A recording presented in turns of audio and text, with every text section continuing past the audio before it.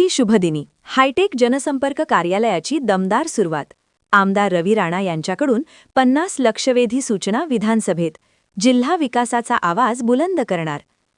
अमरावती दिनांक 20 फेब्रुवारी.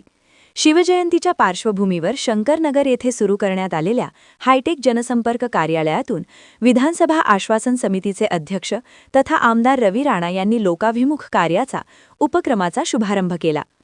आधुनिक तंत्रज्ञानाच्या माध्यमातून नागरिकांचे प्रश्न थेट शासनापर्यंत ऑनलाईन पद्धतीने पोहोचविण्याचा संकल्प यावेळी व्यक्त करण्यात आला.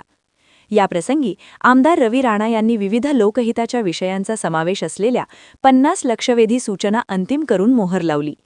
त्यांच्या शासकीय स्वीय सहाय्यक उमेश ढोणे यांना त्या विधानसभेकडे ऑनलाईन सादर करण्याचे निर्देश दिले. पहिल्याच दिवशी सर्व सूचना विधानसभेकडे सादर करण्यात आल्या.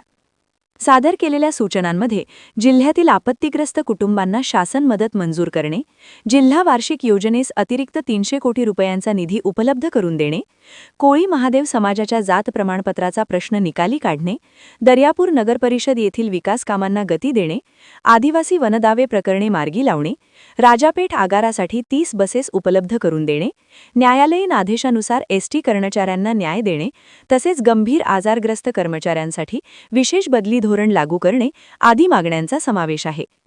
तसेच नांदगाव पेठ आयटी पार्क प्रकल्पाला गती देणे, ब व क वर्ग तीर्थक्षेत्र विकास निधी उपलब्ध करून देणे, बेलोरा विमानतळावर स्वतंत्र पोलीस ठाणे स्थापन करणे, युवकांसाठी रोजगार निर्मितीच्या ठोस उपाययोजना राबविणे आणि एसटी प्रमाणपत्राबाबत शासनाची स्पष्ट भूमिका जाहीर करणे या विषयांचाही समावेश करण्यात आला आहे.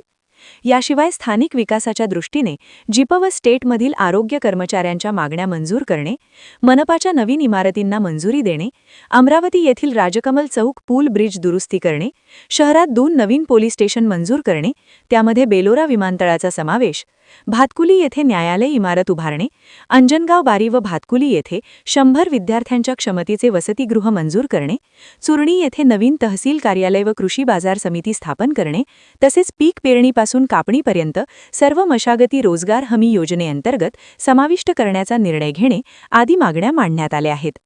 सदर सर्व प्रश्नांवर विधानसभा सभागृहात मुख्यमंत्री, उपमुख्यमंत्री तसेच महसूल, ग्रामविकास, नगरविकास, रोहय, पाणीपुरवठा, परिवहन, जलसंपदा, कृषी, पणन, मदत व पुनर्वसन आदी विभागांचे मंत्री उत्तर देतील.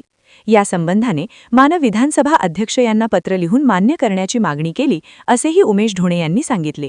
या माध्यमातून मतदारसंघ व जिल्ह्याच्या सर्वांगीण विकासाला चालना मिळेल असा विश्वास आमदार रवी राणा यांनी व्यक्त केला.